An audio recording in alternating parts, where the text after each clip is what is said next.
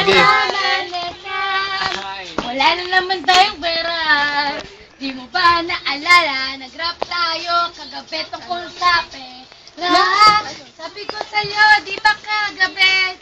Gusto kong mangarap nga naman. O kaya mang-kidnap. O kaya Pag nandun na lang ako. O kaya mang-hijack na. Lahat. Baka meron dun sa left. O kaya meron sa right. ko yung talk shit. Mali mo naman. Sigrasa na lang. Wala tayong mali. Pera. Kailangan ko ng pera. Ba't di na lamang hold up? O di kaya manghanap? O di kaya hijack. O kaya kidnap. Inibisigrasya. Marami nga yung pera. Tagal. Lasing ka na ba, Grasya? Tatagay ka pa naman. Puro ka pulutan. Sa'yo Malay na ko, yan. diba? Huwag kang mag-isip ng tagay. Grasya, bakit ba ganyan? Naalala ko kahapon. Nag-macho dancer pa ako para sa iyo. Dino ko lang pala. Ako, gumiling ka to the left. Gumiling ka to the right.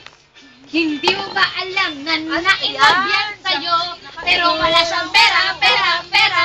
Wala na nga siyang pera. Wala na siyang pambayad sa panggiling mo kay Grasya. Pwede ba na Kasi naman. kiss na lang o kaya hug na lang? Huwag ka naman mag-text. Masyado kang mahalay.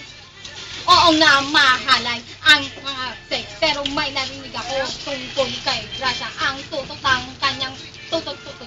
Ayun na, kanyang tutok.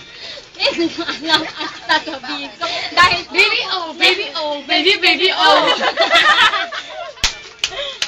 Ang baby, gumawa ka na ng baby. Nanay, tatay, gusto kong tinapay. Ate, kuya, ang gusto ko kape. Ang sabi ni Vanessa, nakikinig daw siya ng bottoms up. Sabi niya, tigidig-gidig. Ya, tigidig-gidig. Ya, tigidig-dong. World, yeah. Wala na ngang pera. Wala na ngang pera. Wala na ngang pera.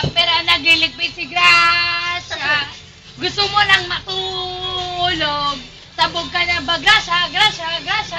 Hindi pa nga ubos ang tagay natin. Gusto mo nang matulog. Ang itim na ng eyebag. Si Vanessa, ang magsasad, si Grasya lang. Ang magsasad, wala lang pulutan.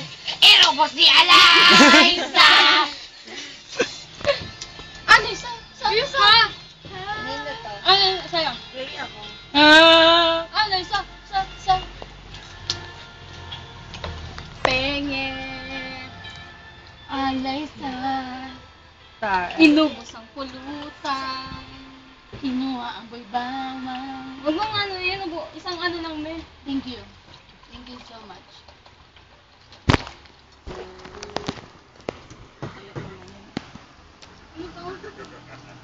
Napit mo kaya knock me down.